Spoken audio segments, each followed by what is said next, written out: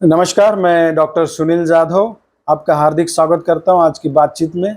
आज हमारे साथ डॉक्टर मनोज कुमार पांडे, प्रसिद्ध आलोचक, समीक्षक, प्रोफेसर और छात्र प्रिय शिक्षक जिसे हम कहेंगे, आप हमारे साथ हैं। राष्ट्र संत तुकडोजी महाराज नागपुर विश्वविद्यालय नागपुर से नांदेड़ आए हैं। नांदेड़ नगरी में सर आपका हार्दिक हार्दिक स्वागत है। धन्यवाद। नमस्कार सर। नमस्कार। एक खास बात यह है कि हम बातचीत करने से पहले कि मनोज कुमार पांडे जी का संबंध नांदेड़ से रहा है। बहुत से लोग मनोज कुमार पांडे जी को एक आलोचक के रूप में जानते हैं, वक्ता के रूप में जानते हैं, समीक्षक के रूप में जानते हैं, लेकिन नांदेड़ से उनका क्या संबंध है, आइए हम इसमें बातचीत करते हैं। लगभग 25 सालों तक उनके पिताजी यहाँ पर शायद नौकरी के लिए आए थे। इस संदर्भ में और यहाँ पर उनकी पढ़ाई कैसे हुई, इस संदर्भ में ये पहले ऐसे सवालों से, हल्के फुल्के सवालों से हम इसकी शुरुआत करते हैं। सर बताइए, इस संदर्भ में यहाँ आपका नांदेड़ से लेकर नागपुर तक का सफर। नांदेड़ के समीप ही परभणी डिस्ट्रिक्ट के अंतर्गत आने वाले पूर्णा नगर में मेरे पिताजी वहाँ के कॉलेज में प्राध्यापक थे। नांदेड़ चूँकि उस समय एक अच्छा विकसित शहर था। वो प्राध्यापक जूनियर कॉलेज में थे या स्कूल में? क्या वरिष्ठ महाविद्यालय हाँ, पूर्णा के गुरु बुद्धि स्वामी। क्या नाम था उनका? हाँ, डॉक्टर कैलाशनाथ पांडे। हाँ, कैलाशनाथ पांडे जी को तो मैं अच्छी तरह से जानता हूँ। उन्होंने उपन्यास लिखे हैं। जी जी। वो क्या मेरी जमीन का? जी, अपनी जमीन देखो। हाँ, अपनी जमीन देखो और अंतर्द्वंद निष्ठा की मौत। अंतर्द्वंद निष्ठा की बहुत बड़े उपन्यासकार के सुपुत्र हैं मनोज कुमार पांडे जी। देखिएगा, मैं उन उपन्यासकार को जानता हूं, लेकिन मुझे पता नहीं था कि आपके पिताजी है। तो बातचीत के माध्यम से पता चला कि एक बहुत बड़े उपन्यासकार के सुपुत्र हैं मनोज कुमार पांडे जी, जिन्होंने भारत की धरती का चित्रण जो है अपने आंचल का उसमें उपन्यासों में जो है वर्णन किया है, ग्रामीण क्षेत्र का वर्णन किया है। आगे सर बताइए, प्रोफेसर थे, मैंने उनसे बातचीत हमारी हुई है, नांदेड़ भी आया करते थे। जी। उनका निकट से मेरा संबंध रहा है। आगे थोड़ा सा बताइए सर। हम हाँ, तो वो यहाँ थे, तो इस नाते हमारा भी 12वीं करने के बाद यहाँ पर आना हुआ और यहाँ के साइंस महाविद्यालय से हमने बीएससी की। बीएससी करने के उपरांत आगे की पढ़ाई के लिए, क्योंकि मुझे मैनेजमेंट में रुचि थी, एमबीए करने के लिए मैं इंदौर चला गया था। देखिए, एक रोचक बात कि मनोज कुमार पांडे जी का संबंध हिंदी से है। नागपुर विश्वविद्यालय में हिंदी विभागाध्यक्ष है और वो कर रहे हैं बीएससी, और इंदौर में जाते हैं एमबीए करने के लिए। सर, इसका रहस्य क्या है, थोड़ा सा बताइए हमें। रहस्य कुछ नहीं, कुछ चीजें निर्धारित होती हैं। कहीं ना कहीं आपको मार्ग सीधे सीधे कई बार दिखता नहीं है, पर चूंकि चीजें नियत होती हैं तो अपने आप रास्ता बनाती रहती हैं, या वहां तक आपको ले जाती हैं जहां पहुंचना होता है, जहां पहुंचाना होता है नियति को।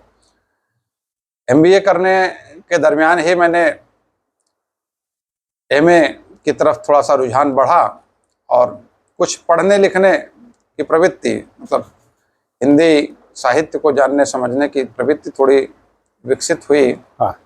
या कहें कि बढ़ती गई वो दिनों दिन, और उसका नतीजा ये हुआ कि एमबीए दूसरी तरफ रह गया और मैं हिंदी का विद्यार्थी बनता गया। वहीं से एमए किया, फिर इंदौर से एमए हुआ। इंदौर से एमए किया। एमए में भी हमारी 5वीं मेरिट रही। क्या बात। और उसके बाद पीएचडी किया वहीं विक्रम विश्वविद्यालय से।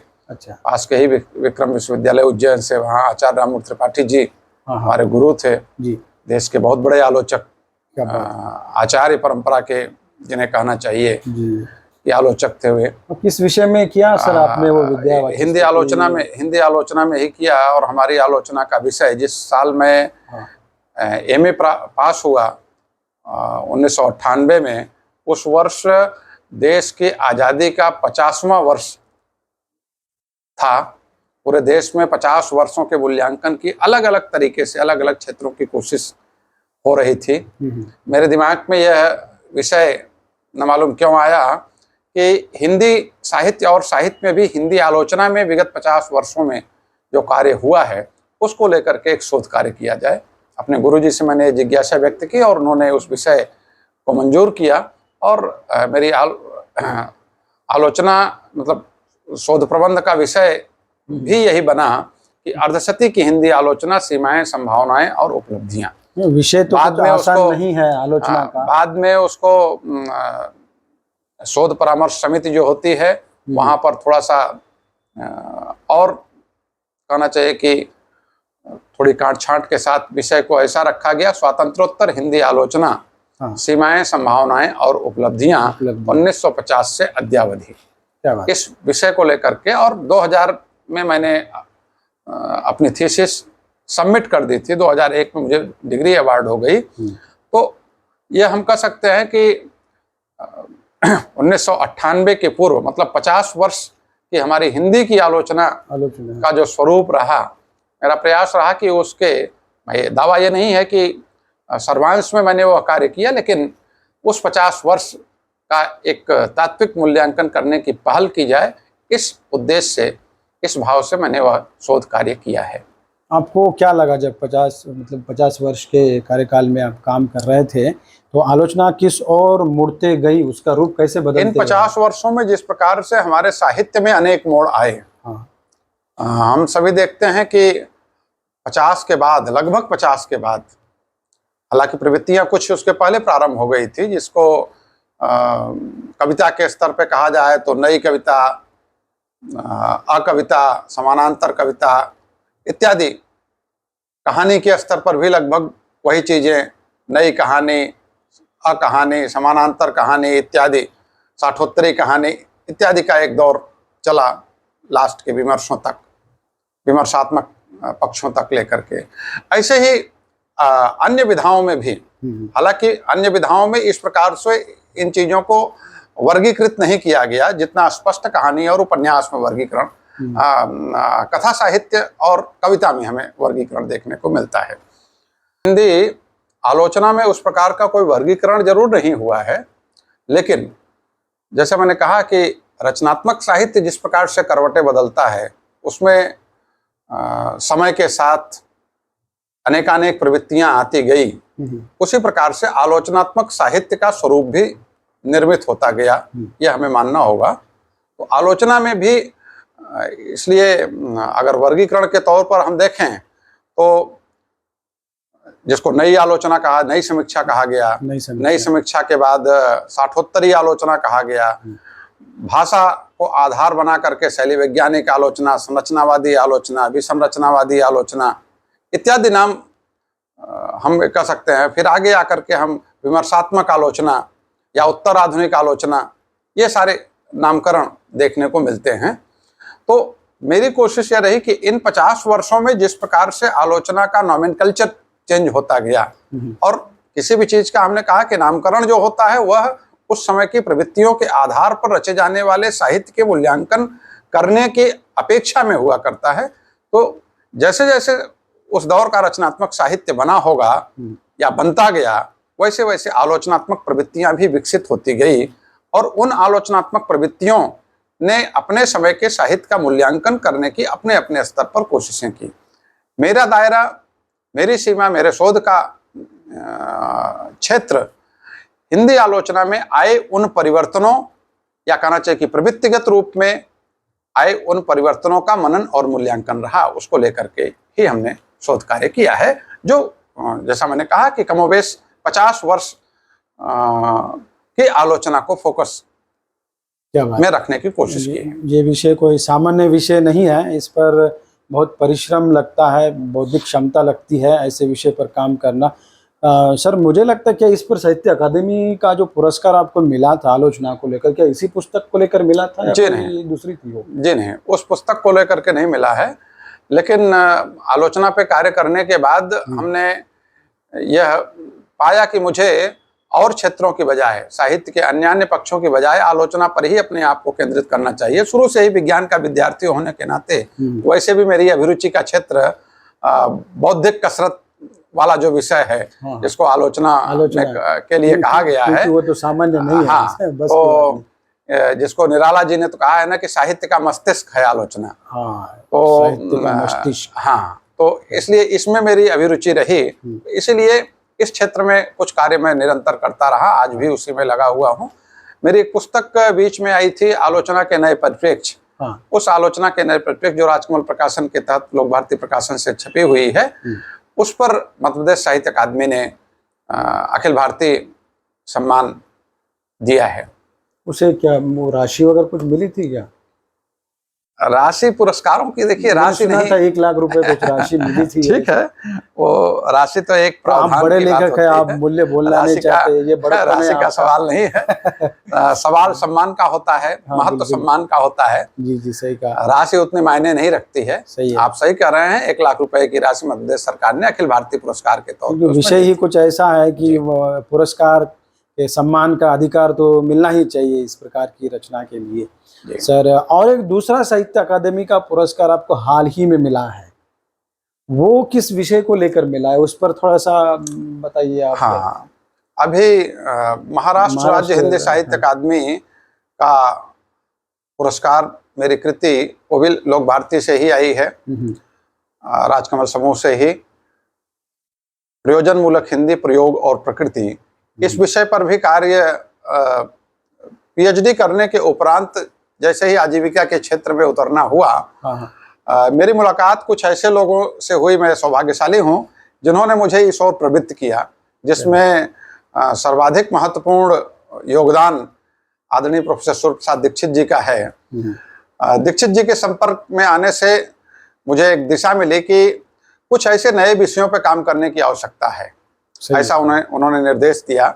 और फिर उन्हीं के कथनानुसार मैंने प्रयोजन मूलक हिंदी पर कुछ कार्य करने की कोशिश की, उनका मार्गदर्शन मिला, और इस दिशा में जो कार्य करता गया उसका परिणाम ये हुआ कि 3-4 पुस्तकें प्रयोजन मूलक हिंदी, कार्यालयीन हिंदी, हिंदी पत्रकारिता इत्यादि पर छपी। उन्हीं में से एक पुस्तक जो लोक भारती से छपी है, उसी पर प्रयोजन मूलक हिंदी प्रयोग और प्रकृति, इस पर मुझे पुरस्कार अभी 18 मार्च को ही प्राप्त हुआ है। अकादमी का पुरस्कार मिला है। सर, बहुत सारे साहित्यकारों मतलब लेखकों ने प्रयोजन मूलक हिंदी पर लिखा है, आपने ऐसा क्या नया लिखा जिसलिए आपको पुरस्कार मिला होगा, ऐसा हम कह सकते हैं? देखिए, यह बात आपकी बिल्कुल सही है कि बहुत से लोगों ने लिखा है, लेकिन मेरी आपत्ति यह है कि जिन लोगों ने भी लिखा है, जितने लोगों ने भी लिखा है, कोई आंकड़ा तो मेरे पास आज नहीं है कहने के लिए, लेकिन जितनी मेरी जानकारी है और एक अध्यापक होने के नाते विगत 15-20 वर्षों से अध्यापकी पेशे में और इस विषय पर आई हुई पुस्तकों के बारे में जो जानकारी है मेरी, उसके आधार पर मैं कह रहा हूं कि बहुत सारे लोगों ने, बहुत सारे लेखकों ने प्रयोजन मूलक हिंदी के क्षेत्र में दुस्साहस किया है। दुस्साहस मैं इसलिए कह रहा हूं, दुस्साहस किया है। दुस्साहस इसलिए मैं कह रहा हूं कि न तो उनकी वो विधा रही है, न तो उन्हें उसका कोई प्रायोगिक अनुभव रहा है, सिर्फ आज इस चीज की जरूरत है, इस नाते मुझे यह कार्य करना चाहिए। तो जो आदमी बिना उसके अनुभव के, क्योंकि प्रयोजन मूलक हिंदी कोई इस प्रकार का विषय नहीं है कि आप 4-6 किताबें पढ़िए और प्रयोजन मूलक हिंदी का एक नया पुलिंदा पोथा तैयार कर दीजिए। होना ये चाहिए कि इस तरह के विषयों पे काम करने के पहले आपको इस तरह के हिंदी के प्रायोगिक क्षेत्रों का अनुभव भी होना चाहिए, जो अनुभव की कमी तमाम पुस्तकों में देखने को मिलती है। मैं नहीं कह रहा हूं कि सभी वैसे हैं, लेकिन बहुत सारे हमारे अध्यापकी पेशे के लोगों ने इस विषय पर जो लिखा है, उनमें से बहुतों के पास उसका प्रायोगिक अनुभव नहीं रहा है। और कक्षाओं के अनुभव के दम पर मेरा अपना दावा है कि प्रयोजन मूलक हिंदी नहीं लिखी जा सकती। हिंदी का व्याकरण लिखा जा सकता है, भाषा पे बात हो सकती है, लेकिन प्रयोजन मूलक हिंदी जिस प्रकार का विषय है, उसके लिए पत्रकारिता का अनुभव, अनुवाद का अनुभव, हिंदी के प्रायोगिक अलग अलग स्वरूपों का अनुभव, जिसको प्रयुक्तियां कहते हैं, हिंदी की विविध प्रयुक्तियों के प्रयोग और उनके प्रयोग के आयामों की बेहतर जानकारी के बगैर अगर कोई लेखक प्रयोजन मूलक हिंदी पे लिखता है, तो इसके लिए मैंने कहा कि दुस्साहस करता है वो। बिल्कुल सही कहा सर जी। ये तो सच में ही मतलब सोचने योग्य बात आपने बताई प्रयोजन मूलक हिंदी को लेकर। इससे पहले मैंने ऐसी मतलब ये दृष्टिकोण से कभी सोचा ही नहीं था, और ना ही हमें जो सुनने वाले उन्होंने कभी सोचा होगा कि ऐसा भी कुछ होता है। साहस और दुस्साहस इस शब्द की आज परिभाषा भी हमने समझ ली है। सर थोड़ा सा और थोड़ा आगे बढ़ते हैं, आपकी पीएचडी हो गई, वहाँ से आप नागपुर विश्वविद्यालय में आए। वहाँ का थोड़ा सा अनुभव बताइए, आपका थोड़ा सा क्या कैसे सफ़र रहा आपका? नागपुर आने के पहले मैं कई जगहों पे कार्य किया। 2001 में जैसा मैंने कहा कि पीएचडी कर चुका, और 2009 में जाकर के मैं स्थायी नौकरी में आया। मतलब लगभग 9 वर्ष हमने भी वह दौर, जिसको आप संघर्ष का दौर कह लीजिए, जिसको नौकरी या स्थायीकरण की चुनौती का दौर कह लीजिए, उससे जूझता रहा कई संस्थाओं में। हाँ, एक चीज़ जरूर है कि मैं इसको अपनी खुशकिस्मती मानता हूँ कि मुझे अवसर अच्छे मिलते गए, भले ही स्थायी नहीं मिले, अस्थायी मिले, लेकिन अच्छे अवसर मिले और अच्छे लोगों की संगति मिलती गई, अच्छे लोगों के संपर्क में आने का एक अवसर बनता गया। वह अवसर शायद आपको आगे बढ़ने के लिए प्रोत्साहित करता है, और उसने किया। जिसमें मैं यहाँ आने के पहले, मतलब नागपुर पहुँचने के पहले, मध्य प्रदेश शासन के स्थानीय महाविद्यालय में, जिसको कहते हैं मानदेय शिक्षक के रूप में, कुछ समय कार्य किया। उसके बाद भोपाल, कुछ लोगों के सुझाव पर भोपाल आया, भोपाल रहा। भोपाल में बरकतुल्लाह विश्वविद्यालय, माखनलाल चतुर्वेदी विश्वविद्यालय गया था। माखनलाल चतुर्वेदी विश्वविद्यालय की एक बड़ी परियोजना चला करती थी, आदरणीय अच्युतानंद मिश्र जी बड़े पत्रकार थे, उसके कुलपति हुए हो, वे चला रहे थे बृहद भारत की शोध परियोजना। उस परियोजना से मेरा जुड़ना हुआ। संपादक के तौर पर एक टीम संपादकीय बनाई गई थी, उसमें उसका हिस्सा मुझे बनने का अवसर मिला। कुछ समय तक ही उसमें रहा, उसके बाद उसी की एक परियोजना के तहत एक कार्य मुझे सौंपा गया, उस कार्य को भी संपन्न किया। फिर बरकतुल्लाह विश्वविद्यालय से कुछ समय के लिए जुड़ा, यूनिसेफ की एक परियोजना के तहत कार्य किया। इन सब के साथ साथ कार्य करने के दरमियान ही कभी बैठा रहा हूँ, या कि इंतजार करने की नौबत आई हो, ऐसा नहीं हुआ। योगा योग से कुछ न कुछ रास्ते दैव योग से बनते चले गए। तो आपके केंद्रीय हिंदी संस्थान में अस्थायी नौकरी थी वो भी, लेकिन केंद्रीय हिंदी संस्थान में अवसर मिला। आगरे में कुछ समय रहा, थोड़े समय के लिए, लेकिन ज़्यादा समय मेरा अहमदाबाद, जो उसका एक क्षेत्रीय कार्यालय केंद्र है, उस क्षेत्रीय केंद्र में रहने का अवसर मिला, और उस क्षेत्रीय केंद्र को चलाने का भी अवसर मिला। केंद्रीय हिंदी संस्थान के इतिहास में शैक्षिक समन्वयक की भूमिका निभाने का अवसर एक अस्थायी अध्यापक होने के नाते मुझे प्राप्त हुआ, जो आमतौर पर स्थायी शिक्षक को ही दिया जाता है। लेकिन उस केंद्र पर किसी और की नियुक्ति उन दिनों न होने के कारण, या अस्थायी शिक्षक वहाँ नहीं होने के कारण, वह दायित्व भी मुझे दिया गया। तो केंद्र को उस रूप में हमने एक अपने क्षेत्रीय केंद्र, केंद्रीय हिंदी संस्थान का, उसके तहत भी हमने कार्य किया, और बहुत अच्छा कार्य किया। हमारे संस्थान के लोग प्रसन्न भी रहते थे। उसके बाद नागपुर में आने का अवसर मिल गया। 9 साल के संघर्ष के बाद आप नांदेड़ आए? जी, नागपुर आया, फिर नागपुर विश्वविद्यालय में नियुक्त हो गया। वहाँ हिंदी विभागाध्यक्ष बनने का क्या, कैसे सफर रहा?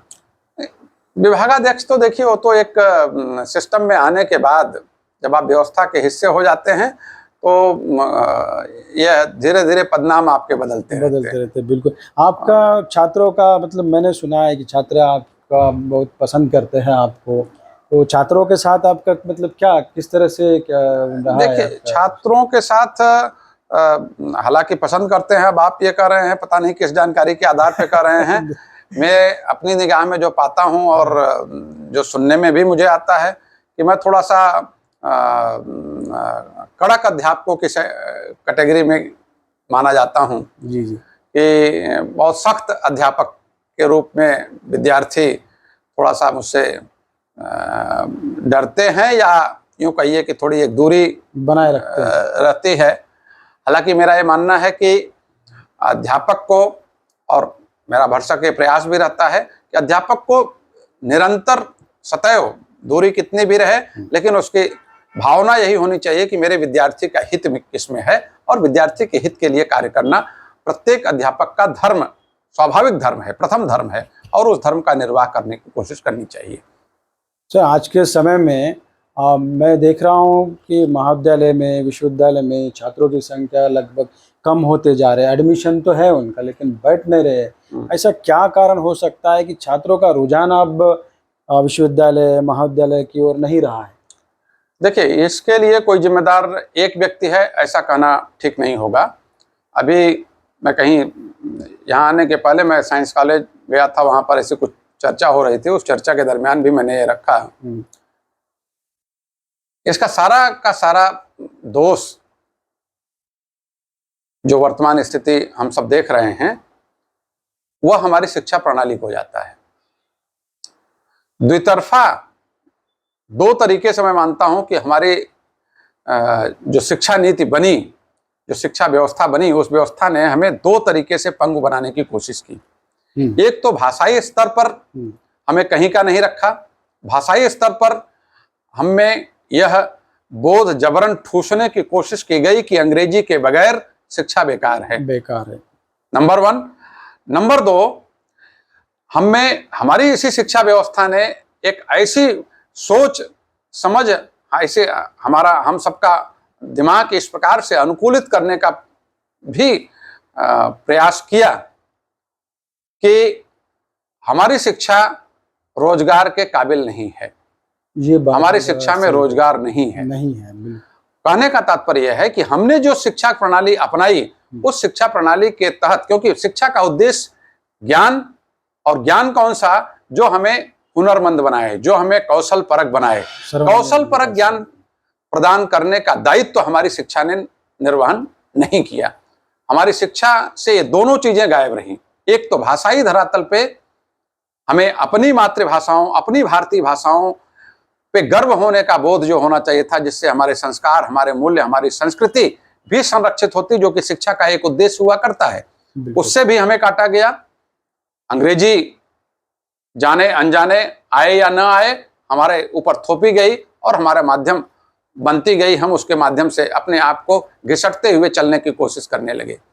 दूसरा, हमने कहा कि हमारी शिक्षा कौशल विहीन डिग्रीधारी लोगों को तैयार करती गई। यह कौशल विहीन जो शिक्षा दी गई, इस शिक्षा प्रणाली का ये पूरा समग्र दोष मैं मानता हूं कि कौशल विहीन शिक्षा देने का ही दुष्परिणाम है कि आज इंजीनियरिंग किया हुआ हमारा विद्यार्थी भी 10,000 15,000 की नौकरी के लिए तरस रहा है, और नाम भी रखा तकनीकी शिक्षा देने के बाद भी। तो ऐसी कौन सी शिक्षा हम दे रहे हैं?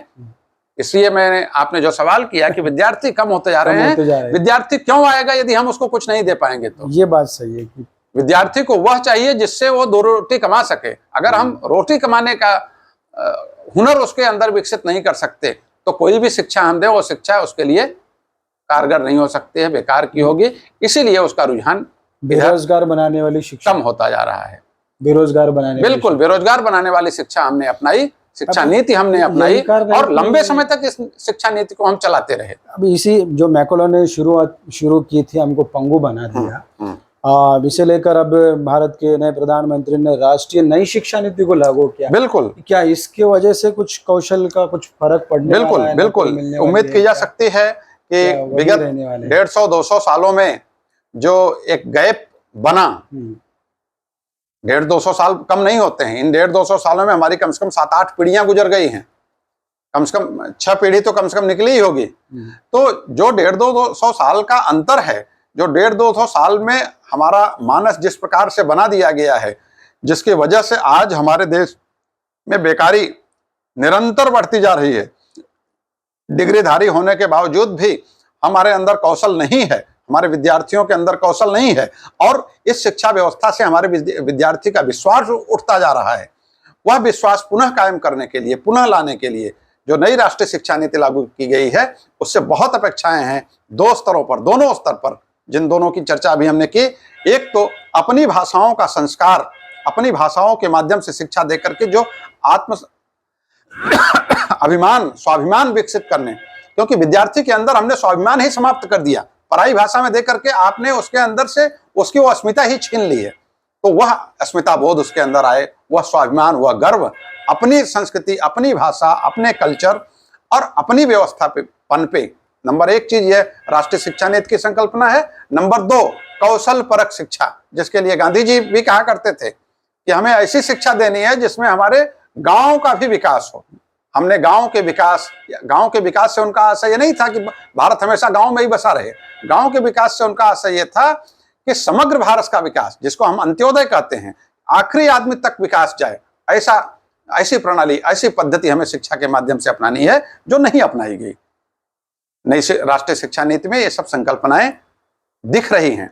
उम्मीद की जानी चाहिए कि इनका कार्यान्वयन यदि ईमानदारी से हुआ तो उसके सुपरिणाम भी निकलेंगे। लेकिन जैसे हमने 150-200 साल की बात की, ऐसे ही हमें इसके लिए भी तैयारी रखनी होगी और इस मानसिकता के साथ पूरी प्रतिबद्धता की आवश्यकता है कि आगामी कम से कम 100-150 साल इसके लिए देने पड़ेंगे। 2-5 वर्षों में हम परिणाम चाहेंगे तो नहीं आने वाला है, संभव ही नहीं है।